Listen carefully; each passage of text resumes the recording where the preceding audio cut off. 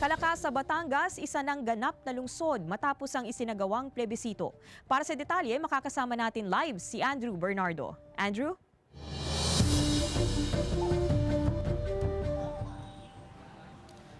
Ivy, ayon sa COMELEC, mahigit 60% ng mahigit 58,000 na registered voters yung nakilahok sa plebisito dyan sa Kalaka noong Sabado. Alam mo, Ivy, sa pag-iikot natin doon sa mga polling places, napansin natin na hindi pa man nag-uumpisa yung botohan, may mga ilang taga-Kalakanan na nag-uumpisa o naghahanda sa pagdiriwang.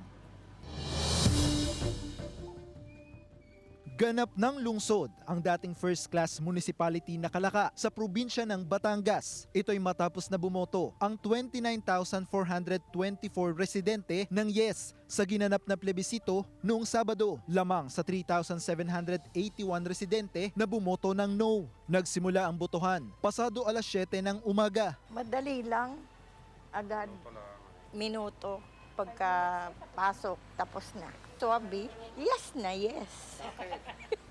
Gusto ko maging city. Siyempre, uunlad ang ating kabuhayan pag naging city. Sa mga financial po, tingin po namin ay doon po uunlad ang aming bayan. Nasa mahigit 500 police personnel naman ang idineploy ng PNP para sa plebisito. Very peaceful. In place lahat po anong gusto nating mangyari, lalong-lalo sa security plan na ini-implement ng kapulisan, saka ng AFP counterpart natin. Ayon sa karamihan ng mga bumoto ngayong araw, mabilis daw nilang nakita yung pangalan nila sa listahan. Naging mabilis din daw yung proseso ng kanilang pagboto at napansin nila na ipinatutupad yung minimum public health standards. Pasado alas 3 ng hapon, nang isara ang botohan at gabi na nang matapos ang canvassing, agad itong sinundan ng proklamasyon sa loob ng City Hall. Definitely exciting. We're looking for something big, no? For every year. Kailangan may malaking proyekto na magagawa. Kundi man sa taon, every term, kailangan may mapagawa tayo para makita ng tao na kung hindi kami naging syudad, wala tayong ganito sa ngayon. Ayon sa LGU, ngayong syudad na, mas malaki na ang alokasyon para sa programa at proyekto mula sa 800 milyong pisong kita kada taon. Isa sa tututukan nila ang edukasyon, lalo't nagbalik na ang face-to-face classes. More infrastructure development for our schools and also more support for the students para sila magkaroon ng inspirasyon at ganahan mag-aral. Pero bago ang nangyaring plebisito, maigting din ang naging kampanya ng grupong No to Cityhood Coalition na sinagot naman ng alkalde. It's not yet opportune time for our kababayans to have the city because we are not yet prepared. Kung hindi pa ngayon, maaari napakatagal na panahon, mahihirapan lalo kaming maging syudad. We have to grab this opportunity